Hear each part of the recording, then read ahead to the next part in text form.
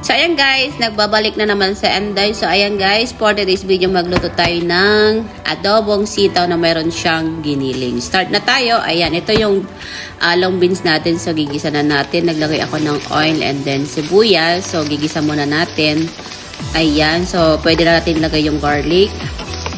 Ayan, so, kayo nyo na bahala kung gaano karami lagay yung garlic at saka sibuyas. Ayan. So, ilalagay na rin natin yung konting giniling na baboy. Ayan. Kasi wala naman kasi ako yung... So, ayan. Gigisa muna natin hanggang makita nyong luto na yung giniling.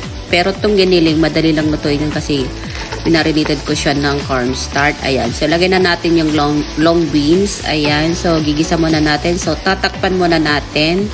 Ayan. Balikan natin after 5 minutes. So, ayan. Medyo luto-luto na pero hindi pa luto yan. So, ilagay na natin yung dark sauce. Yan. So, mimix muna natin. Then, halo-halo-halo hanggang maluto na. Hindi pa manuluto yan. So, maglagay tayo ng black pepper and then oyster sauce para masarap. Ayan. So, gisa-gisa muna natin. So, maglalagay na rin tayo ng water. Ayan. Tansyahin na lang yung water kasi konti lang naman tong sitaw ko. Ayan. So, mimix muna natin. So, ayan. Maglalagay tayo ng suka and then sugar and then all-in-one seasoning para lalong masarap yung adobo natin.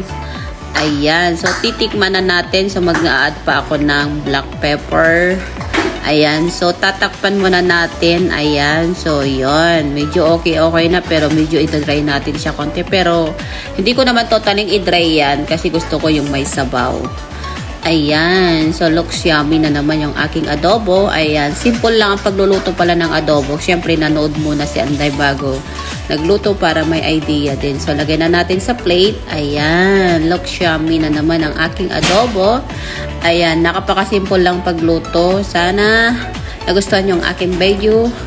Sa lahat ng sumusuporta sa akin, antayin nyo. Magpapajigas ako next week. Ayan. So, pwede na tayong kumain, guys. Ayan. Yummy na naman ang ating adobo. So, ayan, guys. See you on next video. Bye-bye. Don't forget to follow, comment, and share. Bye-bye.